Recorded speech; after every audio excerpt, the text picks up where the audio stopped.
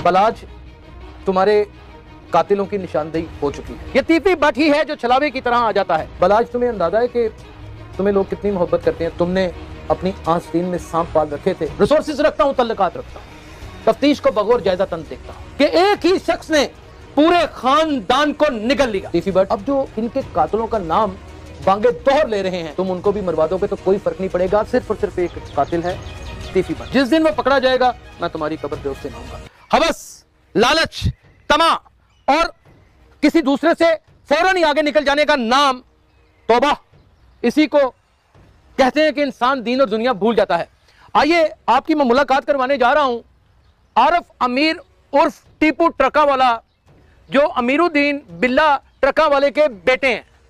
जाती तौर पे जानता था, पर्सनली तौर पे मुलाकातें थी। नहायत शरीफ, नहायत सखी, नहायत लोगों का ख्याल रखने वाला, हर एक के ऊपर अपनी दस्ते शफकत रखने वाला, प्यार मोहब्बत के साथ पेश आने वाला, अपने बिजनेस को अरूज पर ले गया, अपने वालिद के बिजनेस को, और इतना अरूज पर ले गया कि पाकिस्तान का गुड ट्रांसपोर्ट का सबसे बड़ा आला तरीन एक बिजनेसमैन बन के उभरा। यहां पर भी अचानक एक छलावे की तरह, एक खौफनाक शख्स की तरह, जिसके पास पूरे पंजाब में, KPK में, सिंध में और मुख्तलिफ सूबों में हर जगह पे शूटर मैसर हैं, उसका नाम ख्वाजा तरीफ उर्फ गुलशन है। ख्वाजा तरीफ गुलशन उर्फ तीफी बट है। वो फिर छलावे की तरह आन थपका और इस सखी दरवेश सिफ्त इंसान को अपने हवस के लिए, इसको बढ़ता फूलता ना देखते हुए इसको भी कत्ल करवा दिया। और ये कत्ल एयरपोर्ट पे खुरम नामी लड़के के हाथों करवाया गया। और वहां पर बताया जाता है कि बाकायदा तौर के ऊपर तीफी बट खुद भी मौजूद था। आज मासूम बन के शहर से फरार हुआ पड़ा है। नाज़रीन, पुलिस की तफ्तीश में यह चीज साबित हो चुकी है कि तमाम के तमाम बिल्ला ट्रका वाले, आरफ अमीर उर्फ टीपू ट्रका वाले और उसके बहुत ही मासूम और बहुत ही दरवेश सिफ्त और बहुत ही नफीस, हर दिल अजीज बेटे, ओहो अमीर बलाज, ये तुम्हारा नाम लेते हुए दिल कांप उठता है कि तुम भी आज कब्र में मट्टी की 7 तहों में दबे हो, अपने आबाओ अजदाद के पहलू में, और तुम्हें भी कत्ल करने वाला यही तीफी बट है। यह तीफी बट ही है जो छलावे की तरह आ जाता है। तफ्तीश में भी साबित हो गया कि तीफी बट ही कसूरवार है। गोगी बटके को दूर दूर भी रुआबते नहीं मिलते, जबकि गोगी बट को, उसके पूरे खानदान को, उसके बहनोई को, जो नहायत ही शरीफ इंसान है नदीम भाई, उसको भी उठा लिया गया और फिर बहुत खतरनाक किस्म की तफ्तीश की गई। गोगी बटके तो कोई अभी तक ऐसे जराए नहीं साबित करते कि इस कत्ल में वो शामिल है, लेकिन अब यहां पर तीफी बट ने किसको इस्तेमाल किया? आरफ अमीर उर्फ टीपू ट्रका वाले को कत्ल करने के बाद जब उसका दिल नहीं भरा और वो खौफ के साए में बैठा हुआ था कि इसकी औलाद मुझसे किसी तरीके से कोई बदला ना ले ले, और जिस तरीके से हमने देखा कि अमीर बलाज ने अपने बाप के कारोबार को संभाला और बाहर से पढ़ लिख के आया और खुलेआम उसने माफी भी दी और उसने हर तरह की दुश्मनी को भी खत्म करने का ऐलान किया। शायद ये सबसे बड़ी उसकी गलती थी। उसके बहुत ही गहरे दोस्त एहसन शाह को खरीद कर और मलक सुहेल को अपने वश में करके इस शरीफ तरीन और भला मानस इंसान को कत्ल करवाया। ऊपर बाप की कब्र है, नीचे पक्की कब्रें हैं। वहां पर भी अगर आप अमीरुद्दीन बिल्ला पहलवान की कब्र देखें तो ऊपर उन्होंने एक सिंबॉलिक कब्र बनाई हुई है और नीचे पक्की कब्र है। आइए नाजरीन, आपको मैं लेकर के जाता हूं। ये ऊपर आरफ अमीर टीपू ट्रका वाले की कब्र है, जिसे मैं पर्सनली तौर पर मिल चुका हूं। नहायत नफीस इंसान और बड़ा आदमी था, और आज मुझे दुख और तकलीफ के साथ कहना पड़ रहा है कि एक ही शख्स ने पूरे खानदान को निगल लिया, खा गया। ये वो मासूम, शरीफ, एक दानिश्वर, एक पढ़ा लिखा, एक सुलझा हुआ मां बाप का बेटा अमीर बलाज है। इससे मेरी कुछ मुलाकातें थी। जब मैंने इससे मुलाकात की तो मुझे तो यकीन था कि ये आरफ अमीर का बेटा है, जिससे आरफ अमीर अपने कारोबार में लगा रहता है, लोगों की फलाह बहबूद में लगा रहता है। ये कोई गलत काम नहीं करेगा। कि हर एक को भाईजान कह के बुलाता था, इज्जत देता था, लगता ही नहीं था कि अरबों रुपए का मालिक है। घर देखते थे तो अंदर जाके खैबत सी होती थी कि यार ये इतने अमीर लोग हैं। जब इनकी मेहमान नवाजी देखते थे तो खुदा की कसम फख्र होता था कि वतन अजीज पाकिस्तान में ऐसे लोग भी हैं। और इसी तरह इसका भाई, अल्लाह ताला उसे ज़िंदगी सेहत तंदरुस्ती दे, अमीर मुसब है, अल्लाह ताला उसे बहुत लंबी उम्र दे और अपने बड़ों के ऊपर, अपने घर वालों के ऊपर, अपने भतीजों के ऊपर सदा सलामत रखे।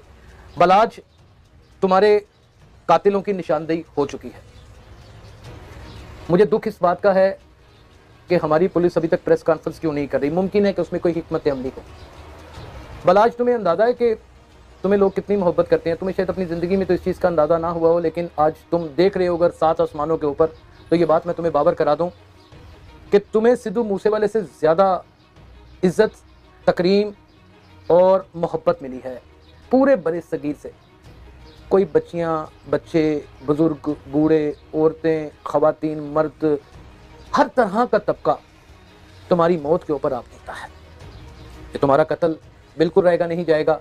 तुमने जितने घरों के चूल्हे जला रखे थे, तुमने जितने लोगों को मोहब्बत दे रखी थी, हाँ तुमने अपनी आस्तीन में सांप पाल रखे थे, और यही तुम्हारी मासूमियत और शराफत का मुंह बोलता सबूत है कि जिसका तुम्हें पता नहीं था। कहते हैं कि अच्छे लोगों को छीनती है मौत, कितनी मर्दम शनास होती है। टीफी बट, तुमने इसको कब्र में उतार दिया, इसके बाप को कब्र में उतार दिया, इसके दादा को कब्र में उतार दिया। अब जो इसकी कब्र के ऊपर आकर इसकी हकीकत को बयान करते हैं और इनके कातलों का नाम बांगे दोहर ले रहे हैं, तुम उनको भी मरवा दोगे तो कोई फर्क नहीं पड़ेगा। तुमने भी एक ना एक दिन, चाहे लंदन में, चाहे पाकिस्तान में, चाहे कहीं भी, इसी मनोमन मिट्टी के नीचे दबना है, क्योंकि ये कुदरत का कानून है। और मैंने भी इसी मनोमन मिट्टी के नीचे दब जाना है। और पता नहीं कौन कौन सा ऐसा जुल्म करने वाला और कौन कौन सा ऐसा सखी दरवेश और वली पैगंबर मौत से नहीं बच सके, लेकिन वो शख्स जो किसी की मौत का जिम्मेदार हो, वो अल्लाह ताला के हजूर किसी सूरत मंजूर व मकबूल नहीं होता। तुम्हारी जिंदगी तो इस कत्ल के बाद जहन्नम बन ही चुकी है। तुम्हारी आकबत का क्या आलम होगा ये तुम जानते हो या तुम्हारा रब जानता है, लेकिन अल्लाह हो बुजुर्गी वाले रब ने यह फरमा दिया हुआ है कि मैं कातिल को ज़्यादा मौका नहीं देता। नाज़रीन, इस वक्त जो तफ्तीश की सूरत हाल है, मैं बलाज को ये मुतला करने के लिए आया हूँ, उसे बताने के लिए ये आया हूँ कि तुम्हारे कातिल कुछ तो जो सहूलतकार थे वो गिरफ्तार हो गए हैं। उसमें मलक सेल था, उसमें एहसन शाह था, शायद ये छूट भी जाए। और जो बड़ा कातिल था, जो कत्ल करवाने वाला था, उसने खुद तो कोई कीड़ी नहीं बलाज मारी, लेकिन दुख के साथ, अफसोस के साथ ये कहना पड़ रहा है कि तुम्हें भी उसने अपनी चलाकी मक्कारी की ज़द में ले लिया। उसका नाम तीफी बट है, और तीफी बट की तमाम जायदाद पुलिस 88 के तहत कुर्क करने लगी है।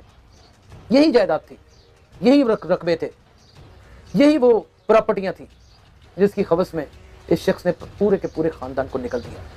अब ये प्रॉपर्टी जब ना रहेगी तो आना तो आपको अपनी ही सरजमीन में है। मैं किस तरह इतना कंफर्म कह सकता हूं कि ये तीफी बट ने ही कत्ल करवाया? आपके दिल में ये सवाल आ रहा होगा। मैं रिपोर्टर हूं, 25 साल से क्राइम रिपोर्टिंग ही कर रहा हूं और इन्वेस्टिगेटिव रिपोर्टिंग कर रहा हूं, रिसोर्सेज रखता हूं, तल्लुकात रखता हूं, तफ्तीश को बगौर जायजा तंद देखता हूं। ये वाहिद मुकदमा है जिसमें ऑर्गेनाइज क्राइम यूनिट और आपकी तफ्तीश के सरबरा आफ्ताब अहमद फुलनवा इतने सिंसियर हैं कि वो अपने सय से भी इस तफ्तीश के बारे में बात नहीं करते, और आप और आपके ख़ानदान के तमाम कातलों को वो मंतकी अंजाम तक पहुंचाना चाहते हैं। तुम तो हमारे भतीजों की तरह थे, और बल्कि हो, बहुत दुख है, बहुत तकलीफ है, लेकिन ये बात कंफर्म है कि तुम्हारी मौत ने ये बात साबित कर दी है कि चालाक और अयार और गद्दार इंसान से किस तरह महफूज रहना चाहिए। नाज़रीन, मेरा मकसद कोई शोबदाबाजी करना नहीं था, ये मेरे दिल की आवाज़ थी, क्योंकि मैंने पहले दिन, सबसे पहले जब अमीर बलाज का कत्ल हुआ तो उसके 15 मिनट के बाद व्लॉग करने वाला मैं था।